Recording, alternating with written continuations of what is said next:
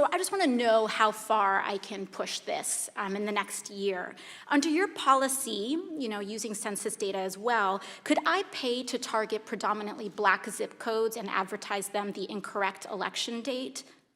No, Congresswoman, you couldn't. We have, even for these policies around the newsworthiness of content that politicians say and the general principle that I believe that— But you said you're not going to fact check my ads. We have, if anyone, including a politician, is saying things that can cause, that is calling for violence or could risk imminent physical harm or voter or census suppression when we roll out the census suppression policy, we will take that content down. So you will, there is some threshold where you will fact check political advertisements. Is that what you're telling me? Well, Congresswoman, yes, for specific things like that, where there's imminent risk of harm. Could I run ads targeting Republicans in primaries saying that they voted for the Green New Deal?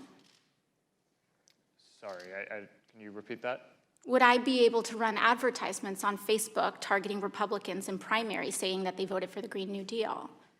I mean, if you're not fact-checking political advertisements, I'm just trying to understand the bounds here. What's fair game? I don't know the answer to that off the top of my head. I think so. You don't know if I'll be able to do that. I think probably. Do you see a potential problem here with a complete lack of fact-checking on political advertisements? Well, Congresswoman, I think lying is bad, and I think if you were to run an ad that had a lie, that would be bad. That's different from it being, in our position, the right thing to do to prevent your constituents or people in an election from seeing that you had lied. So you won't take down lies, or you will take down lies? I think it's just a pretty simple yes or no.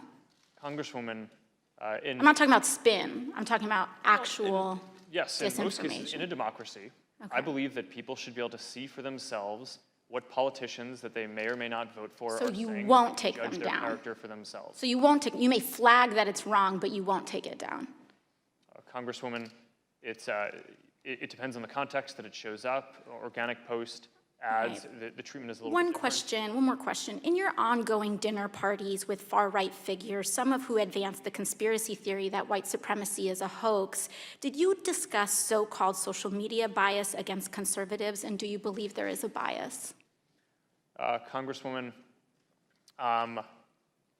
so I don't remember everything that was in the question. That's all right, I'll move on. Can you explain why you've named the Daily Caller, a publication well-documented with ties to white supremacists, as an official fact-checker for Facebook? Congresswoman, sure. We actually don't appoint the independent fact-checkers. They go through an independent organization called the Independent Fact-Checking Network that has a rigorous standard for who they allow to serve as a fact-checker. So you would say that white supremacist-tied publications meet a rigorous standard for fact-checking? Thank you. Congresswoman, I would say that we're not the one assessing that standard. The International Fact-Checking Network is the one who is setting that standard. Thank you for watching this video from NBC4 New York. You can subscribe by tapping the button below me, and on the left you can see our latest updates, investigations, and digital exclusives. We'll see you next time.